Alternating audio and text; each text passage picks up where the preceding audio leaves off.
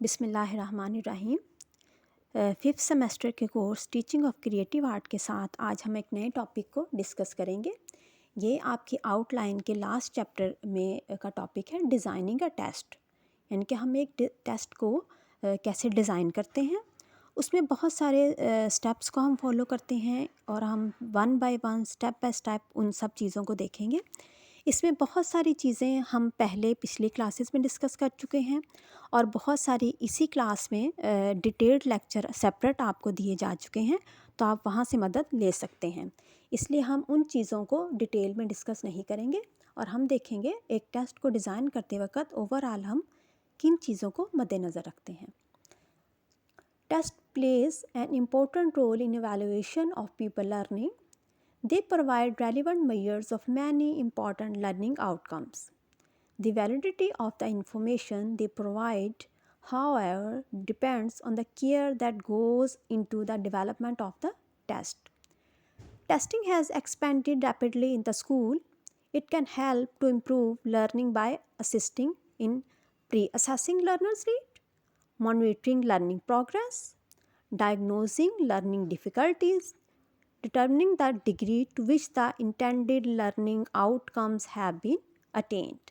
तो इन सब जो पर्पसेस हैं इसके लिए टेस्ट बनाए जाते हैं, लर्निंग प्रोग्रेस को मॉनिटर करने के लिए, लर्निंग डिफ़िकल्टीज़ को डायग्नोस करने के लिए, और ये सब जो हैं प्री असेसिंग लर्नर नीड्स के असेसमेंट से पहले कौन सी नीड्स हैं लर्नर की, उन सब के लिए स्कूल्स में ये टेस्ट जो हैं वो बनाए जाते हैं। अब हम ये देखते हैं कि जब हमने एक टेस्ट को डिज़ाइन करना है तो सबसे पहला स्टेप उसमें है planning the test.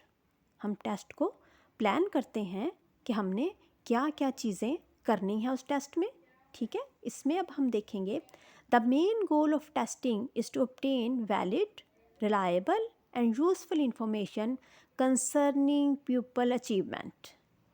This means determining what is to be measured and then defining it so precisely that test items can be constructed that evolve the desired performance.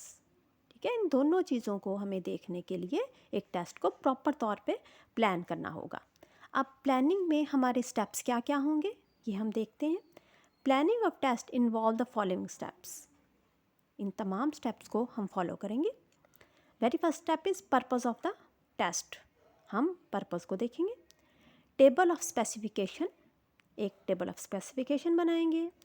Selection of appropriate test items, then हम appropriate test items को select करेंगे। Assembling the test, assemble करेंगे। Administering the test, administer करेंगे। And then scoring the test, हम उसको scoring कैसे करनी है हम उसको भी प्लान करेंगे। अब सबसे पहला जो हमने देखा प्लानिंग में step, purpose of the test. हमने ये देखना है कि किस पर्पस के लिए हमने टेस्ट बनाना है, वो हम प्लानिंग में शामिल करेंगे। Test can be use for a variety of purposes, ठीक है। एक टेस्ट बहुत सारे पर्पसेस के लिए इस्तेमाल हो सकता है। The majority of uses can be classified into 4 basic type of evaluation. जो 4 बेसिक टाइप्स ऑफ एवेलुएशन है इसको मेजर करने के लिए हम टेस्ट को बनाते हैं। इन सारी टाइप्स को आप अलग टाइप्स ऑफ एवेलुएशन के लेक्चर में सुन चुके हैं, इसलिए हम इसको बहुत डिटेल में डिस्कस नहीं करेंगे। हम ये देखेंगे कि प्लेसमेंट टेस्टिंग होगी, ठीक है, जो आपकी एडवांस्ड प्लेसमेंट के लिए हम ये टेस्ट बनाएंगे। हम ये देखेंगे कि हमने किस पर्पज़ के लिए बनाना है। फिर formative testing during the program, जैसा कि पहले लेक्चर्स में आप डिटेल में देख चुके हैं। एंड देन डायग्नोस्टिक टेस्टिंग, जो डिफ़िकल्टीज़ को, लर्निंग डिफ़िकल्टीज़ को, उसके एरर्स को देखने के लिए हम करते हैं। And then summative testing which is done at the end of the course. तो हम पहले ये देखेंगे टेस्ट बनाते वक्त कि हमारा टेस्ट बनाने का पर्पस क्या है। आया हम फॉर्मेटिव टेस्टिंग करना चाह रहे हैं, समेटिव टेस्टिंग करना चाह रहे हैं, या हम कोई और तरह की टेस्टिंग करना चाह रहे हैं। देन अगला हमारा स्टेप क्या है, टेबल ऑफ स्पेसिफिकेशन। हमने एक टेबल ऑफ स्पेसिफिकेशन बनाना है।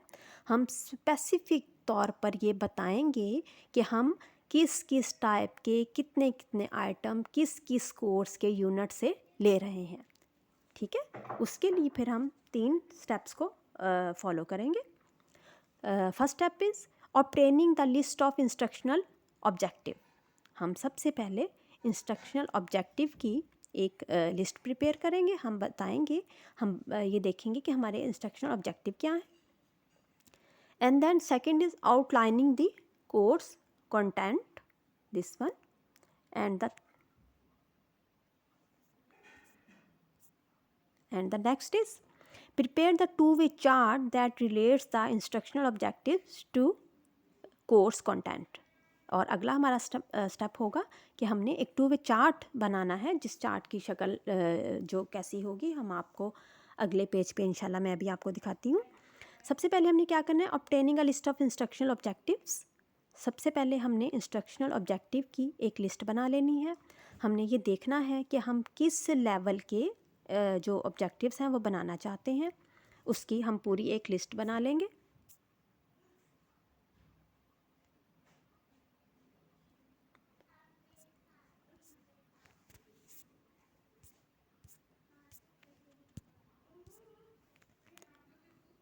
सॉरी, ये पेज में आपको नेक्स्ट ये देखें आ गया कि सबसे पहले हमने इंस्ट्रक्शनल ऑब्जेक्टिव की एक लिस्ट बना ली है और हम बताएंगे हमने नॉलेज लेवल के कितने क्वेश्चन रखने हैं, हमने एप्लीकेशन लेवल के कितने रखने हैं, हमने अंडरस्टैंडिंग लेवल के कितने रखने हैं। वो सारे क्वेश्चन जो हैं वो हम स्टेप बाय स्टेप सेट कर लेंगे। हमने अपने इंस्ट्रक्शनल ऑब्जेक्टिव की एक प्रॉपर लिस्ट मेंटेन कर लेंगे। और सेकंड स्टेप हमारा है आउटलाइनिंग द कोर्स कंटेंट। जितना हमने कोर्स कंटेंट कवर करना है उस टेस्ट में हम उसकी एक आउटलाइन बना लेंगे। हम ये देखेंगे कि हमने किस किस यूनिट से कितने कितने क्वेश्चंस बनाने हैं और किस किस लेवल के बनाने हैं। हम वो सारी आउटलाइन बना लेंगे आउटलाइनिंग द कोर्स कंटेंट में। And then preparing the two way chart. फिर टू वे चार्ट बनाएंगे जिसको हम एक साइड पे ये बताएंगे कि हमने किस किस यूनिट से कितने कितने क्वेश्चंस लिए हैं, और फिर दूसरी तरफ हम बताएंगे कि हमने किस किस लेवल के कितने क्वेश्चंस लिए हैं। ठीक है, अब ये तीनों स्टेप्स जो हैं वो एक चार्ट की शक्ल में हम लिखेंगे, तो उसको हम टेबल ऑफ स्पेसिफिकेशन कहते हैं, जिसके ये 3 स्टेप हैं। ये देखिए यहाँ पे अब आपको table of specification in the subject of social studies. अगर आप इसके वेरी लेफ्ट पे देखें तो कंटेंट एरिया, ठीक है, और जो हमने कोर्स कंटेंट की एक लिस्ट बनाई थी ना, तो आप यहाँ देखिए कि हमने उसके टॉपिक सारी लिस्ट बना ली। फूड पे, क्लॉथिंग पे, ट्रांसपोर्टेशन पे, कम्युनिकेशन पे, शेल्टर पे, सिटी लाइफ पे, इन सब टॉपिक पे हम बनाना चाहते हैं, तो उसकी हमने कंटेंट की एक लिस्ट बना ली। ठीक है, अब जो पीछे हम बात कर रहे थे यहाँ से आपको क्लियर हो जाएगी। और ऊपर दूसरी तरफ आप देखिए कि कौन सा लेवल है ऑब्जेक्टिव्स का। Knowledge level, knows common terms, know specific facts. अब अगला लेवल आ जाएगा understanding principles and general rules जो हैं वो उनको देखेगा। फिर एप्लीकेशन, अंडरस्टैंडिंग के बाद एप्लीकेशन, अप्लाइज प्रिंसिपल्स, उसका कोई क्वेश्चन पूछना है या नहीं पूछना, उसका भी हम कॉलम बना लेंगे। और एंड पे हम टोटल का एक कॉलम बनाएंगे। अब देखिए ये टू वे चार्ट है, this one is to way chart, this one is.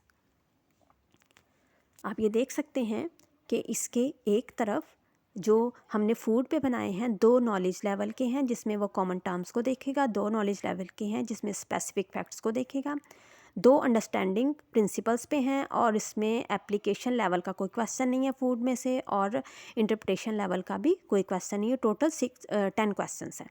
Okay, then clothing पे इसी तरह 2 नोज कॉमन टर्म्स पे नॉलेज लेवल के, ये भी 6 नॉलेज नो स्पेसिफिक फैक्ट्स हैं। एंड देन अंडरस्टैंडिंग लेवल के 2 हैं, इसमें भी एप्लीकेशन का कोई नहीं है, और इंटरप्रिटेशन लेवल भी इसमें इंटरप्रेट्स चार्ट्स एंड ग्राफ्स का कोई क्वेश्चन क्लॉथिंग में से हमने नहीं लिया। यूँ ही सारी आप जो है इसको आप यूँ देखें, देखते जाइए देखते जाइए देखते जाइए सारा।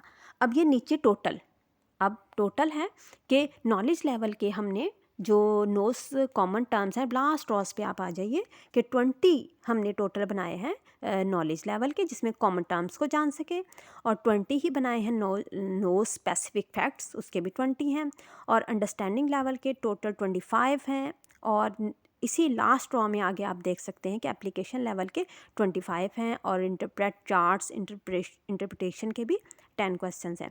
तो ये नीचे से भी आप देखें टोटल 100 बनते हैं और ऊपर से भी टोटल 100 बनते हैं। इसको 2 वे चार्ट टेबल ऑफ स्पेसिफिकेशन का एक जो स्टेप हमने देखा था कि सबसे पहले हमने ऑब्जेक्टिव्स की लिस्ट बना लेनी है, जो ऊपर आप देख सकते हैं पहली रो में बिल्कुल, और फिर आपने कंटेंट की लिस्ट बना लेनी है जो आपने अपने वेरी लेफ्ट देख सकते हैं, और देन आपने सब मेंशन कर देने हैं कि कितने कितने किस लेवल के आप बनाएंगे। तो टेस्ट को डेवलप करते वक्त ये कुछ पहला स्टेप था जिसको हमने देखा। अब इंशाल्लाह ताला नेक्स्ट लेक्चर में हम इसके टेस्ट जो डिज़ाइनिंग है उसके बाकी जो चीज़ें हैं हम उसको डिस्कस करेंगे। इस लेक्चर के लिए बस इतना ही। Thanks for listening.